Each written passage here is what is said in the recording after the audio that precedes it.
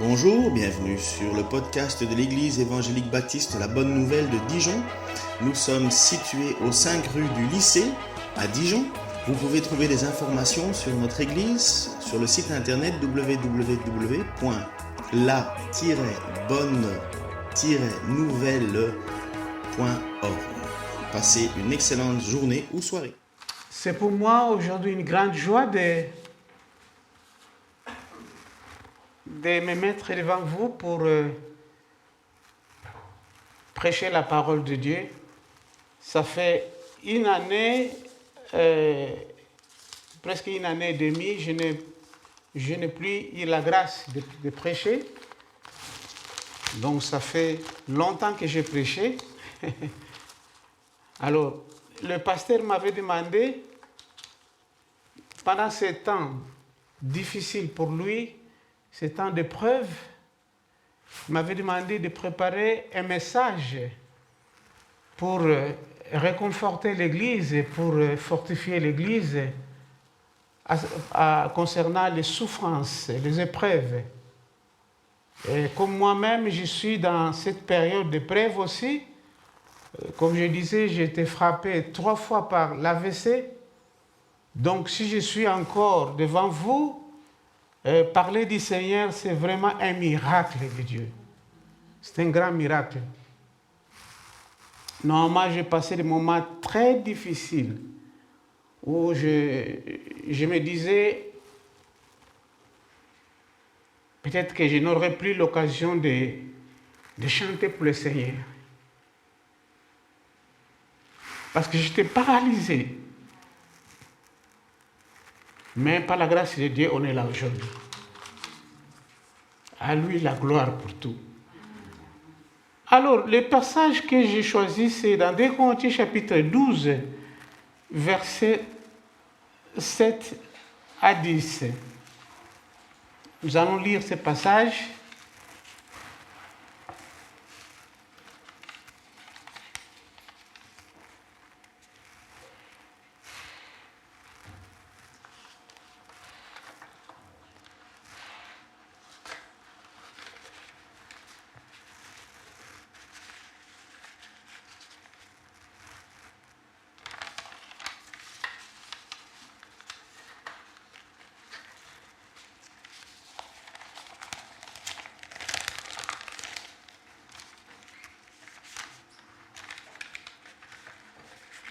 Où Paul écrit à l'église de Corinthe,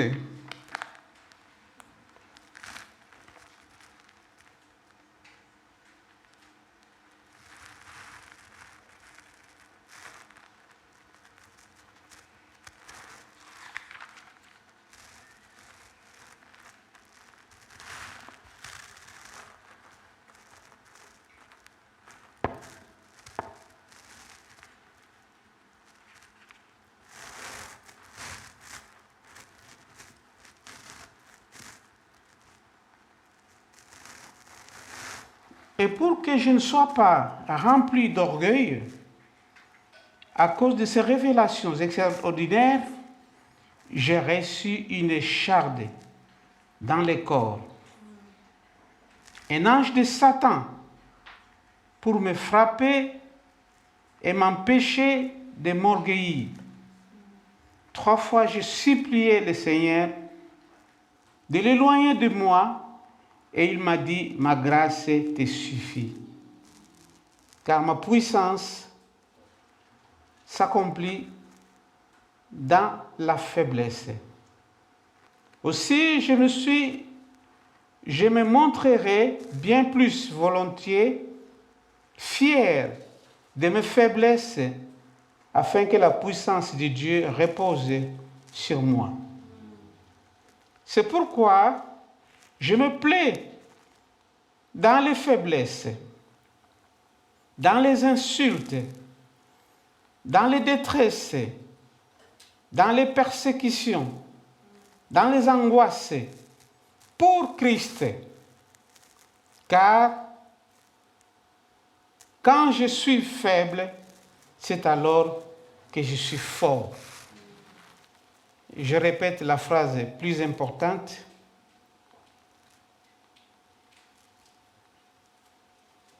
C'est pourquoi je me plais dans les faiblesses, dans les insultes, dans les détresses, dans les persécutions, dans les angoisses pour Christ. Car quand je suis faible, c'est alors que je suis fort. Un sujet difficile de travailler sur la souffrance des chrétiens. Pourquoi les chrétiens souffrent? Pourquoi Dieu permet des souffrances dans la vie de ses enfants? C'est vraiment compliqué. Pourquoi Dieu permet que notre pasteur soit malade pendant des semaines? Il est à l'hôpital. Pourquoi? Pourquoi?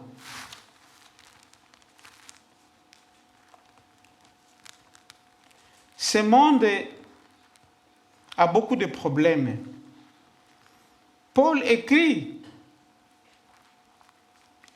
aux Corinthiens sur les problèmes, les souffrances. Comme il est chrétien et serviteur de Dieu. Les problèmes ou les souffrances du monde ne frappent pas seulement les chrétiens et les non-chrétiens. C'est presque tout le monde. Nous avons des guerres, nous avons des faim, nous avons des maladies comme maintenant. Il y a la maladie comme SIDA, dont on n'a pas encore la solution. Nous avons Ebola, nous avons le coronavirus qui tue dans tout le monde. Aujourd'hui en Inde, il y a chaque jour plus de 2000 morts.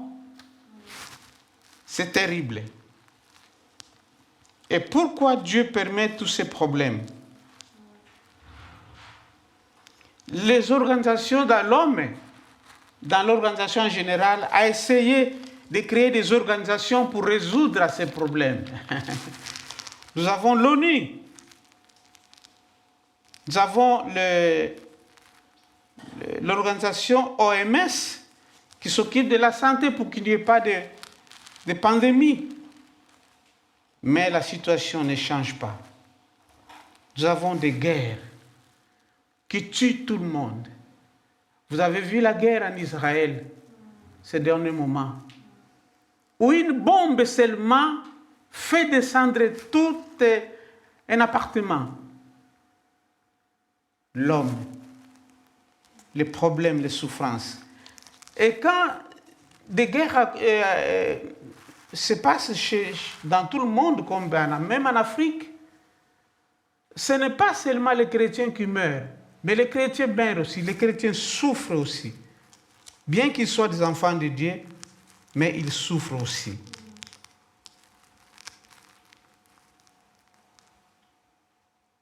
D'après ces études que j'ai essayé de faire, il y a 3 raisons qui fait que nous ayons des problèmes, qui fait que nous ayons des souffrances comme chrétiens, qui fait que nous puissions avoir des maladies, nous puissions avoir des guerres, des problèmes dans ce monde. 3 raisons.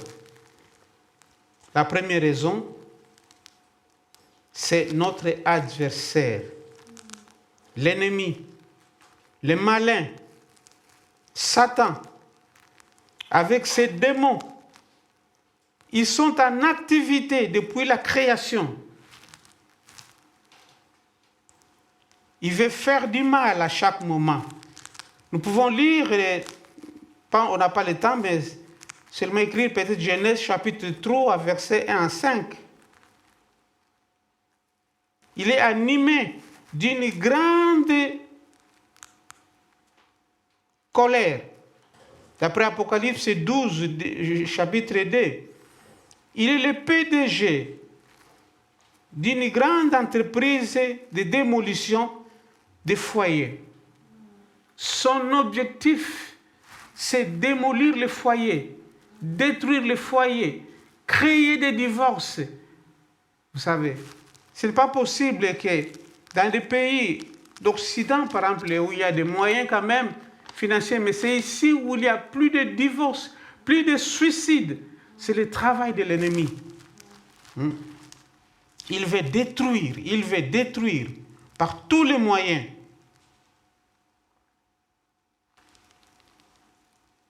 Mais la Bible dit, dans Jean 4, verset 4, vous avez vaincu. Nous pouvons lire ces passages peut-être pour que ça soit plus clair. Nous avons vaincu. La Bible dit, les petits enfants, n'ayez pas peur parce que vous avez vaincu. Celui qui est en nous est plus fort que celui qui est dans le monde. Celui qui est en nous est plus puissant que celui qui est dans le monde. Celui qui habite en nous est plus puissant que celui qui est dans le monde. Si nous pouvons comparer la puissance de l'ennemi avec la puissance de Dieu, c'est vraiment incomparable. Dieu est illimité en puissance. Il est le tout-puissant. Il est omnipotent. Il est omniscient. Il est omniprésent. Et tandis que notre ennemi a une puissance limitée. Tout en lui est limité. C'est une créature de Dieu. C'est une créature de Dieu.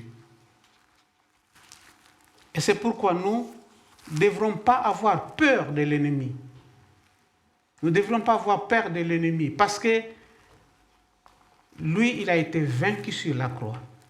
Jésus l'a vaincu sur la croix.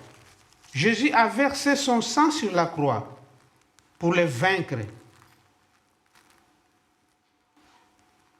C'est pourquoi nous devrons nous mettre dans la prière à chaque moment, à chaque temps, pour demander la force de Dieu, pour demander l'aide de Dieu, pour que nous puissions toujours sortir vainqueurs devant notre ennemi. La prière avec foi en Jésus-Christ de Nazareth nous apportera la solution.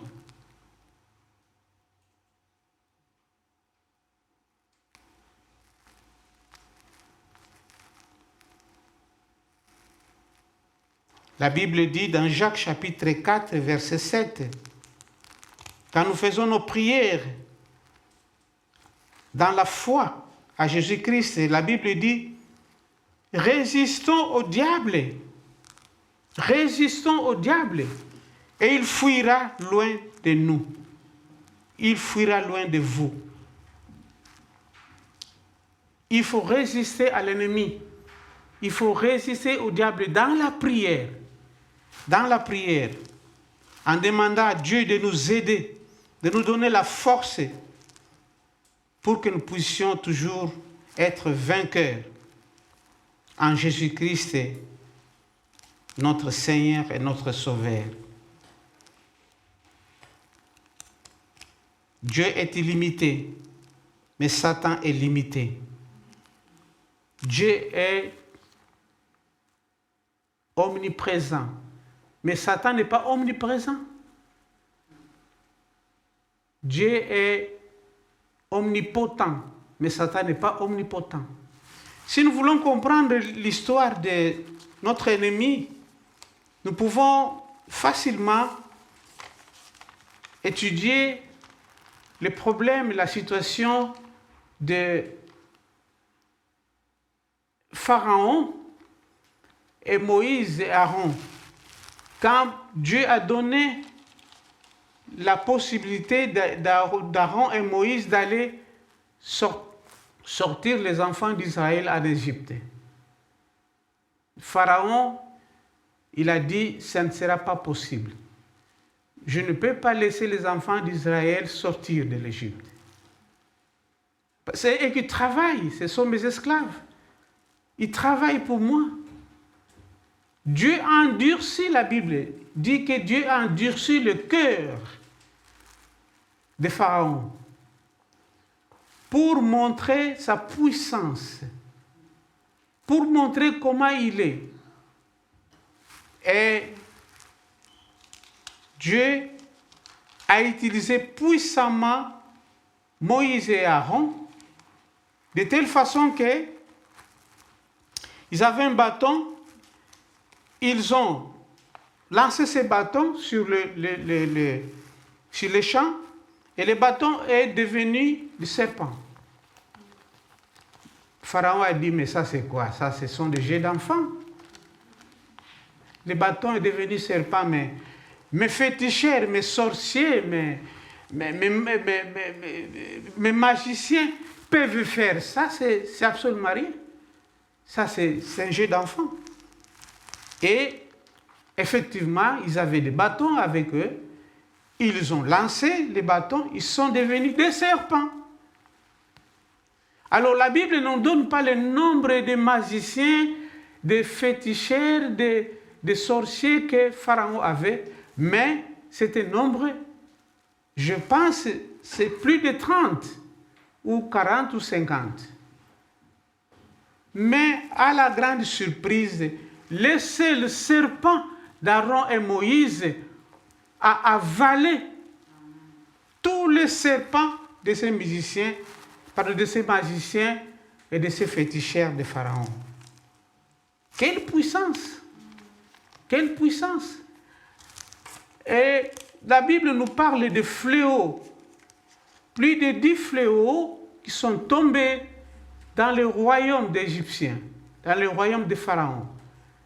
Et tous les magiciens, tous les féticheurs, les sorciers de Pharaon avaient fui pendant que ces fléaux frappaient le peuple, jusqu'à la mort des premiers-nés de chaque famille. Ils n'étaient plus là. Mes frères et sœurs, on ne doit pas avoir peur de l'ennemi. On ne doit pas avoir peur de l'ennemi, parce que la Bible les confirme qu'il a été vaincu. Et en Christ, nous sommes plus que vainqueurs. Parce que c'est lui qui est en nous, c'est lui qui habite en nous, c'est lui qui vit en nous, est plus puissant et plus fort que celui qui est dans le monde. Il y a beaucoup de choses à témoigner, mais on n'a pas beaucoup de temps pour témoigner tout ce que Dieu fait dans nos réalités. Chaque personne, chaque chrétien a une vie de témoignage de comment est-ce que nous avons vaincu notre ennemi. La deuxième raison de nos problèmes, de nos souffrances, nous les chrétiens, c'est la faiblesse humaine. La faiblesse humaine. Nous pouvons, comme toujours, dire que la faiblesse humaine, c'est vraiment le problème du péché. L'homme est manipulé par Satan pour faire du mal. Dans Galates chapitre 5, verset 19. La souffrance du corps humain ou d'un serviteur de Dieu, comme Paul le décrit ici, des injures, des calomnies, beaucoup de choses, les problèmes du péché et les conséquences aussi du péché dans nos corps. Dans Galates chapitre 5, verset 19, on essaie de citer les péchés. Nous pouvons lire rapidement ces passages. On n'a pas beaucoup de temps. Galates, chapitre 5, verset 19. Les œuvres de la nature humaine sont évidentes.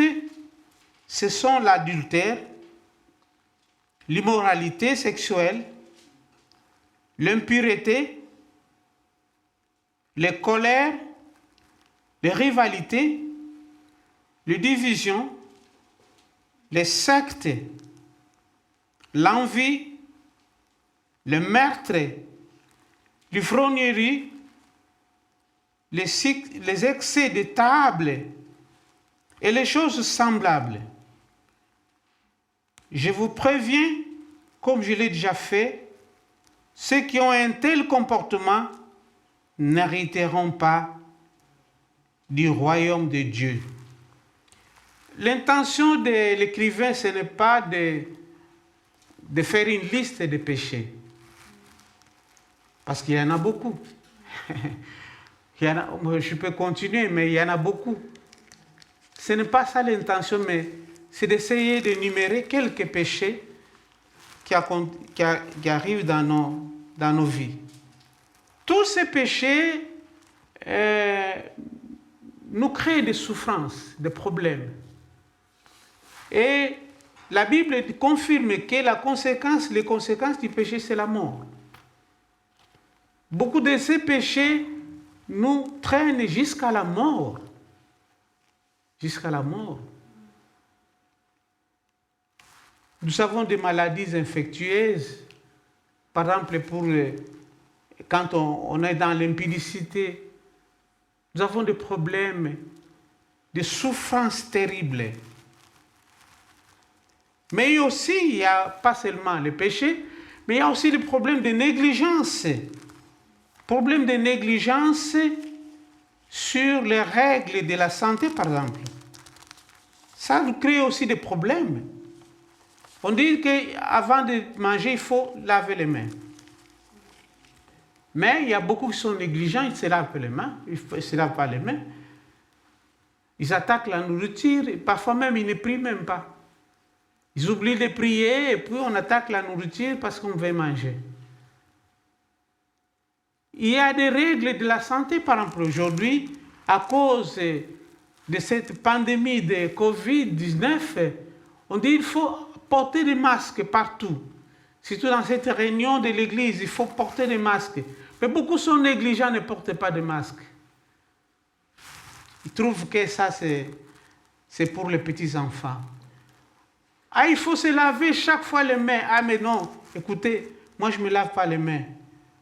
Ou par hasard, on se lave les mains. La négligence.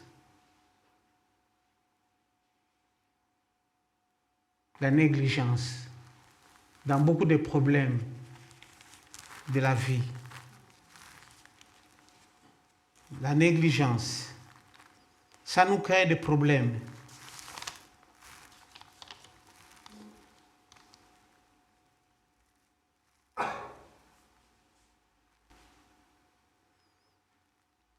Mais Dieu dit dans sa parole que, quel que soit le problème du péché, nous avons le pardon qui se trouve auprès de nous.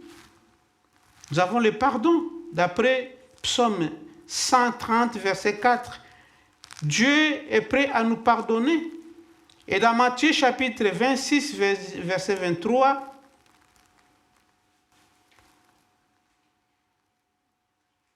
la Bible nous parle par beaucoup pour le pardon de nos péchés.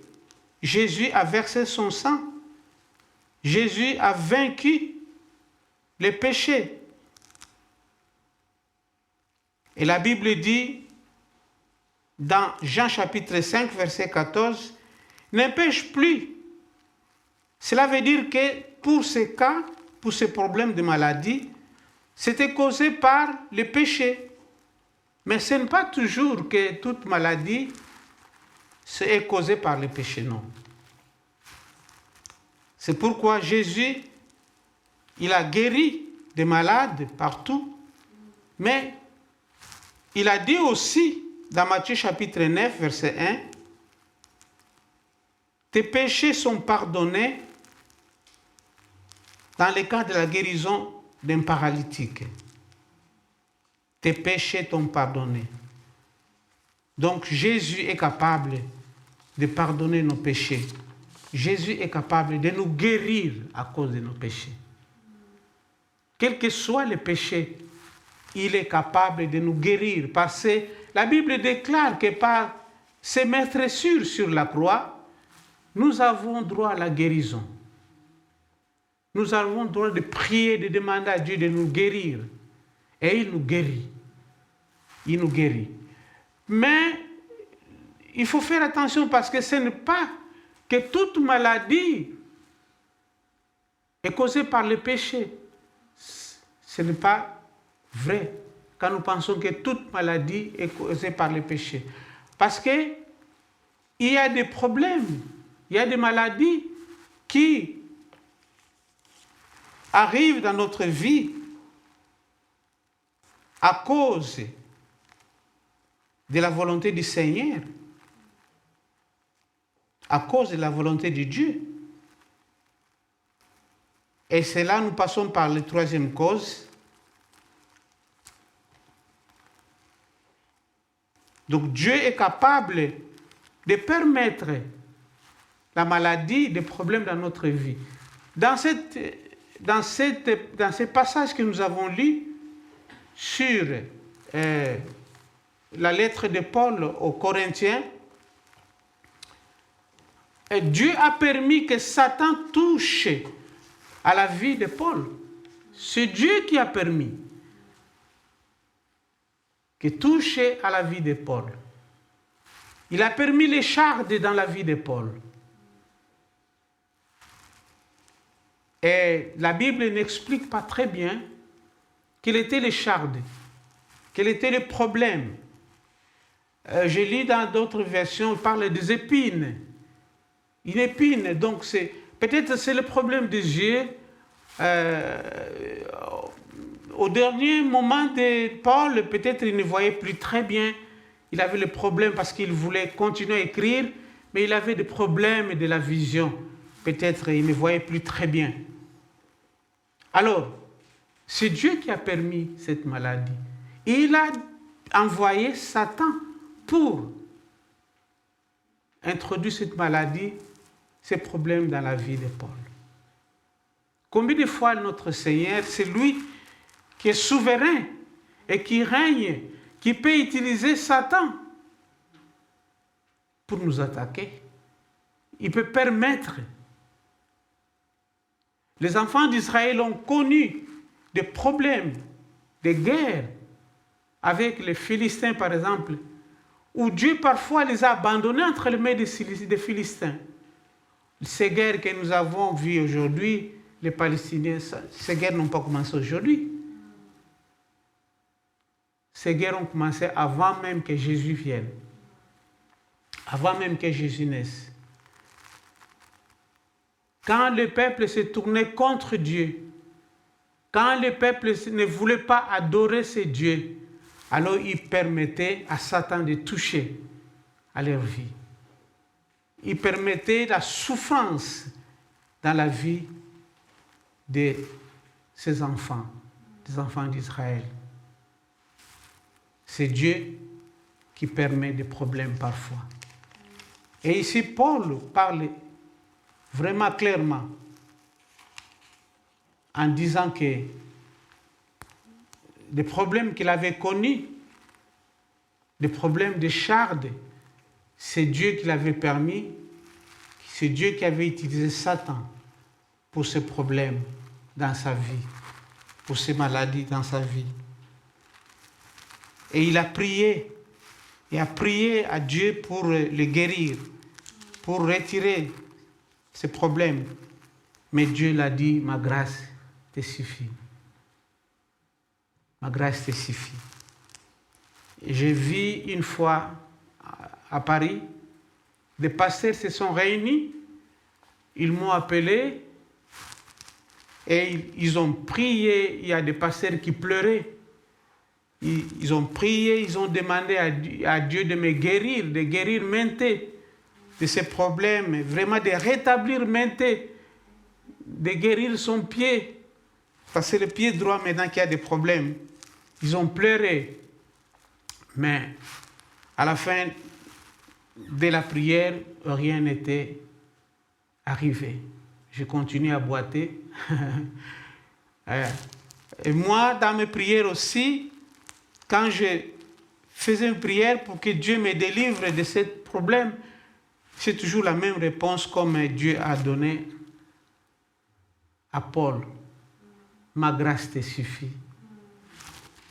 Cela veut dire que Dieu ne permettra pas des problèmes, des maladies dans nos vies qui surpassent la capacité humaine, notre capacité. Dieu sait que nous avons la force, il nous donne la force, il nous remplit de sa personne, de sa puissance pour supporter n'importe quelle maladie qu'il permet. Et c'est pourquoi son amour, sa grâce suffit pour nous. Parce qu'il ne va pas permettre une maladie qui surpasse notre capacité. Ça, c'est la Bible. Dieu est souverain. Dieu, nous sommes de l'argile d'entre les mains du potier qui est notre Dieu. Dieu transforme notre vie comme il veut. Dieu travaille dans notre vie comme il veut. Dieu, il sait pourquoi il a permis cette maladie dans la vie de notre pasteur. Il connaît parfaitement. Voyez. Mais quand il permet des épreuves dans la vie, c'est lui aussi qui est la solution. C'est lui qui est la solution pour nos épreuves, pour notre solution, pour notre problème, pour notre souffrance. Et moi, je suis ravi de joie quand je lis les dernières nouvelles sur notre pasteur. Les dernières nouvelles qui disaient que les douleurs ont diminué. Vraiment, je dis gloire à Dieu. Dieu est souverain. Il fait ce qu'il veut de nous. Il fait ce qu'il veut dans nos vies. C'est lui qui permet des souffrances, des épreuves, mais il est aussi la solution dans nos problèmes.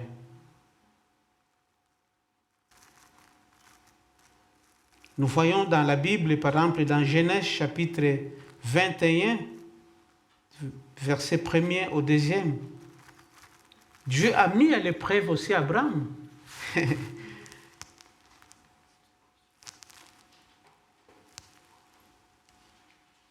Abraham a dit, il a répondu, mais voici, Dieu dit, prends ton fils unique, celui que tu aimes, Isaac, va-t'en au pays de Morija, là offre-le en holocauste sur l'une des montagnes que je t'indiquerai. Donner son enfant, sacrifier son enfant, tuer son enfant, ce n'est pas facile. C'est difficile à accepter. Et ce n'est pas n'importe qui. Quelle épreuve! Quelle épreuve! L'unique enfant aimé d'Abraham. Et Dieu demande cet enfant. Mais mes frères et sœurs, Abraham n'a pas murmuré. Dans la Bible, il n'a pas murmuré. Il ne s'est pas opposé à Dieu pour dire non, écoutez Seigneur, cherchez un autre problème, mais pas mon enfant. Je ne céderai pas mon enfant en tout cas. Mon enfant unique, mon enfant bien-aimé, je ne le ferai pas. Non, il a accepté de donner son enfant, de sacrifier son enfant. Quelle épreuve! Ce n'est pas facile. Hein? Mais au moment où il a préparé son enfant pour exécuter, Dieu a envoyé la solution. Dieu a envoyé la solution. Mes frères et sœurs, quand Dieu permet des problèmes dans notre vie, des souffrances, nous les chrétiens, accrochons-nous à notre Seigneur dans la prière, supplions notre Dieu. Et moi, j'ai toujours dit que normalement, le Dieu vivant qui habite en nous, c'est lui qui a la solution pour notre problème. Il a trouvé la solution pour ce cas d'Abraham. C'est lui qui a donné. C'est lui qui a la solution pour nous. Et c'est pourquoi nous ne pouvons pas nous fatiguer de prier, de demander à Dieu. Parce qu'il a la solution. C'est lui qui nous aime d'un amour infini. Ne doutons pas de l'amour de Dieu. N'écoutons pas la voix de l'ennemi. Parce qu'à ce moment où nous passons des moments d'épreuve terribles, l'ennemi vient nous souffler en disant, mais est-ce que ce Dieu t'aime encore? Hein? Toi, tu lis dans la Bible, comme il a fait chez Adam et Ève. Il a créé des doutes sur la parole de Dieu. Est-ce que le Seigneur a dit vraiment que vous ne pouvez pas manger cet arbre, ce fruit de l'arbre? Est-ce que c'est vrai? Est-ce que vous allez mourir vraiment? Alors, ce sont les mêmes démarches que Satan fait dans notre vie, dans ces moments d'épreuve. Est-ce que Dieu t'aime? Pourquoi il te laisse dans cette situation? Pourquoi il permet des maladies comme ça? Mais moi, j'ai dit une chose. Nous avons droit à demander à Dieu pourquoi il permet ces problèmes, ces souffrances à nous. Moi, je le fais. Ce n'est pas un péché. Le péché, c'est quand on agit, quand on murmure contre Dieu. Ah là, on a péché. Il faut demander pardon à Dieu. On ne doit pas murmurer. On doit accepter l'épreuve avec joie. La Bible dit. Avec joie. Et demander à Dieu de te donner la force, de te donner la paix, de te donner la joie, de supporter cette épreuve que Dieu permet dans notre vie. Ne pas murmurer contre Dieu. Parce que Dieu est souverain. Une fois, j'avais suivi le message d'un jeune pasteur. Ah, j'étais triste. Il a prêché, il a dit, écoutez, dans ce monde, c'est le diable qui règne. C'est le diable qui règne. Dans nos vies, c'est le diable qui règne. Non. Là, j'étais fâché, j'ai dit, mais non, mais quel prédicateur, quel pasteur. Le diable règne dans la vie de ceux qui l'ont laissé régner dans leur vie. Le diable ne règne pas. C'est Dieu qui règne. C'est Dieu qui fait ce qu'il veut de nous. Il fait ce qu'il veut de nous.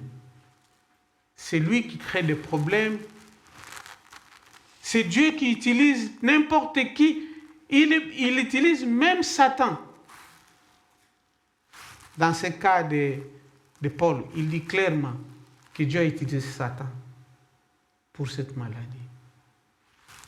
La Bible confirme que nous devons mettre confiance à notre Seigneur. Dieu est vivant.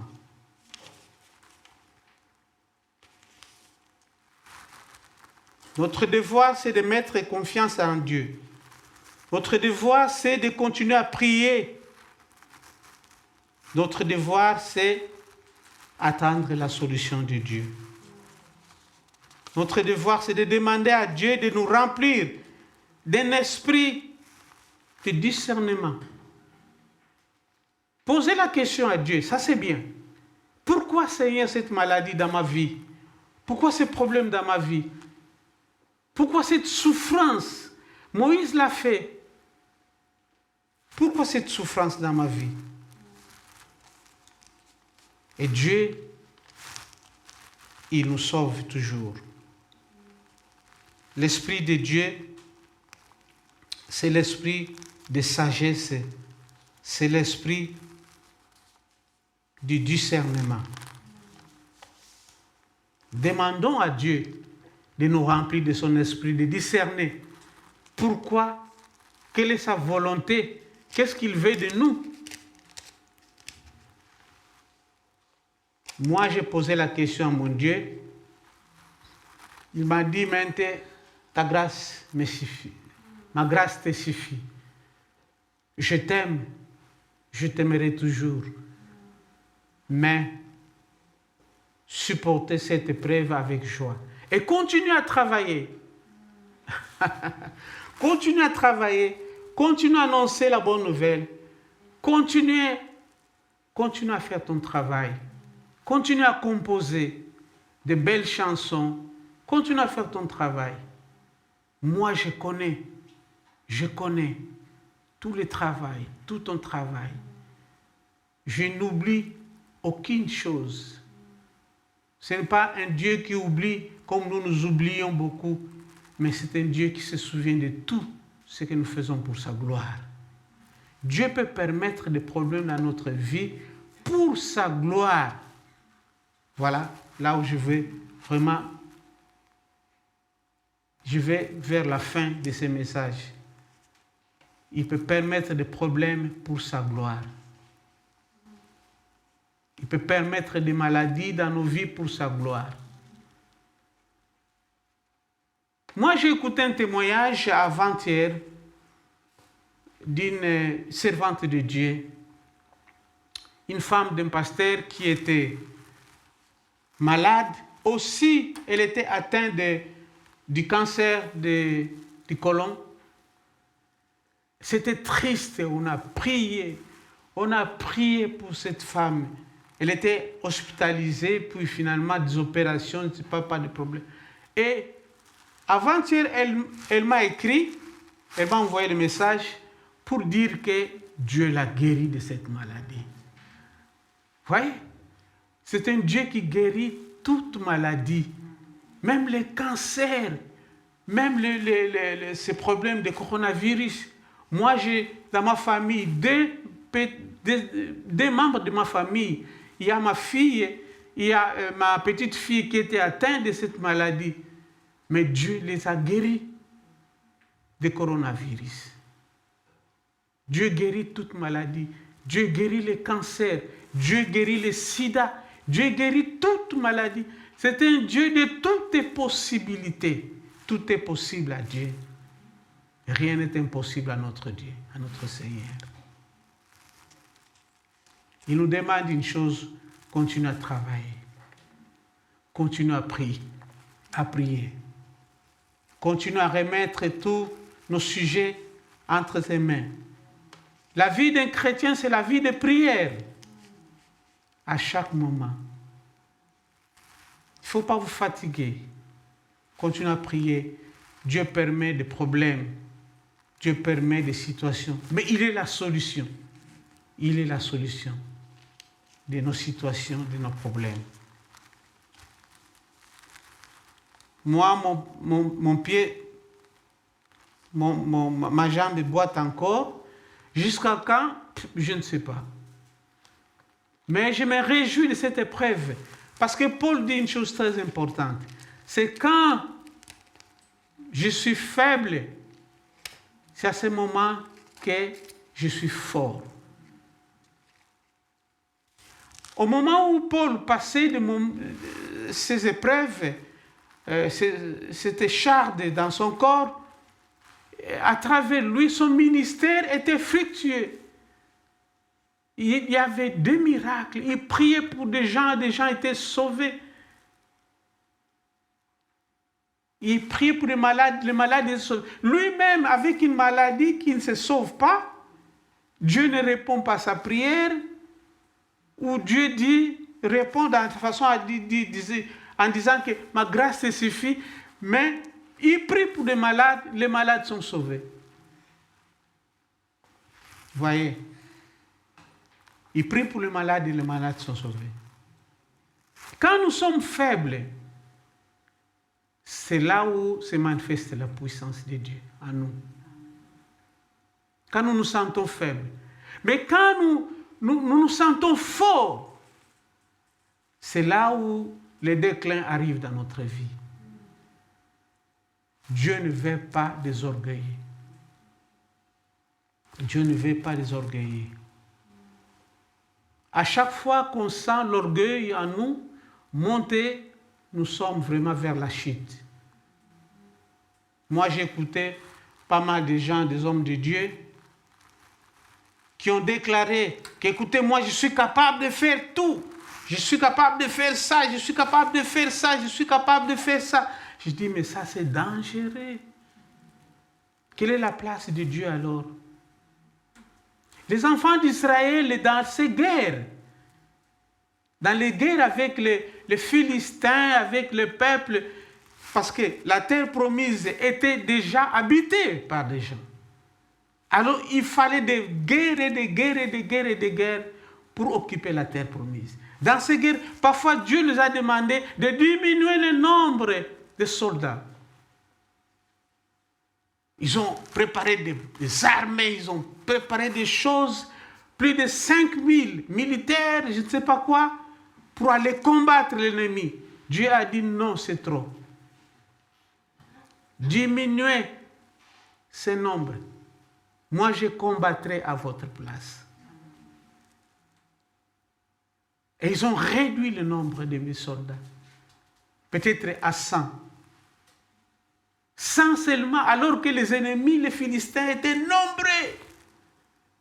Mais pendant la guerre, Dieu les a donné la victoire.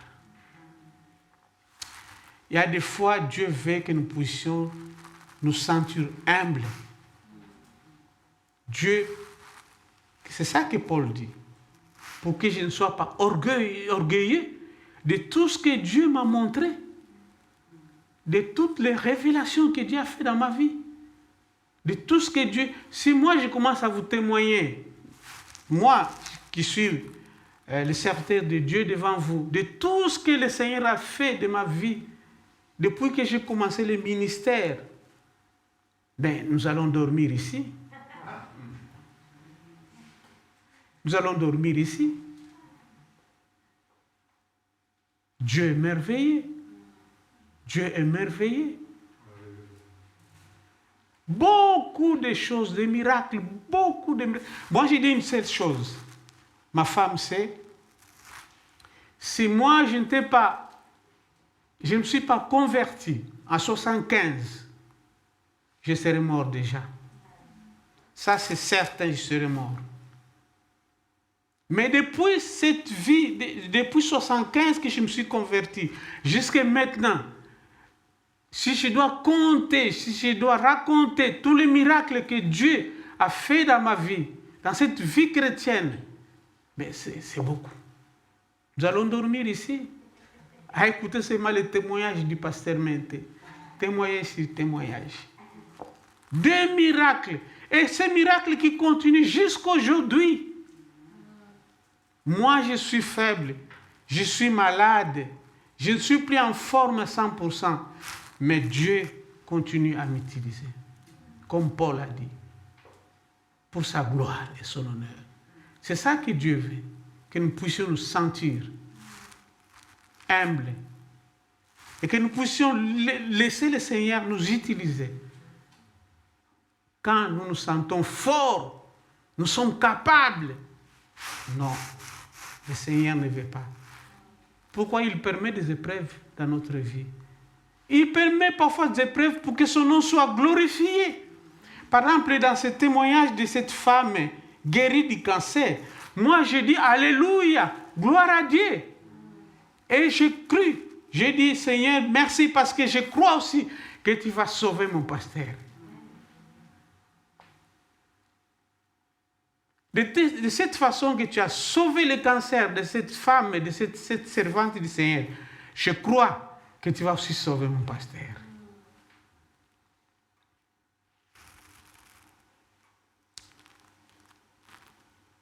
Dieu peut permettre des problèmes dans nos vies, mais il est la solution. C'est bien que nous continuons à prier pour notre pasteur, parce que Dieu est la solution pour ces problèmes, pour ces épreuves. Dieu ne permettra jamais des épreuves qui surpassent notre capacité humaine. Et quand tu le permets, il est la solution. Que Dieu nous bénisse avec ces paroles. Au nom de Jésus. Amen. Prions.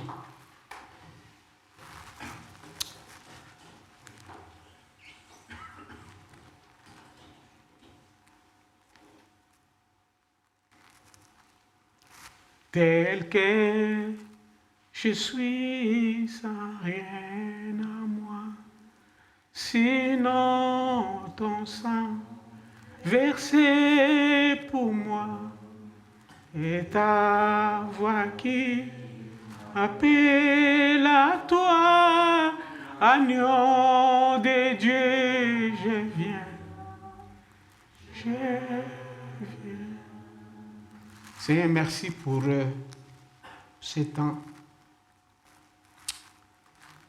Merci pour la grâce.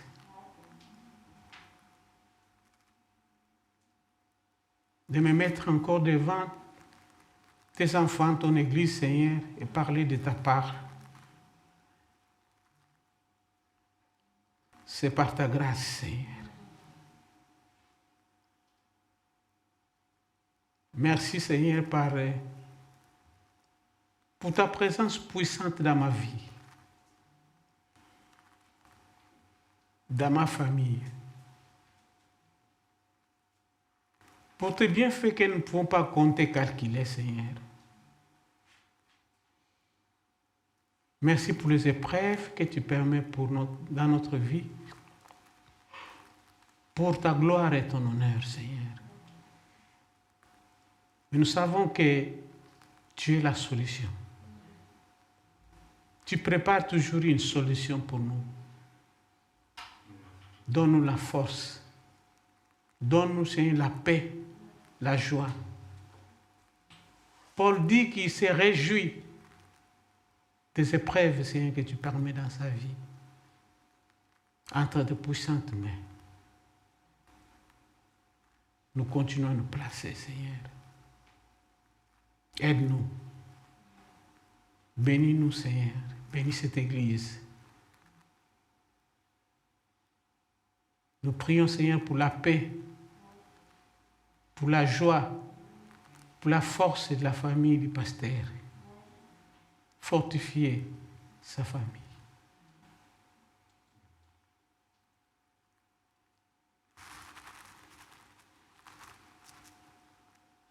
Dans le nom de Jésus-Christ de Nazareth, nous avons ainsi prié. Amen.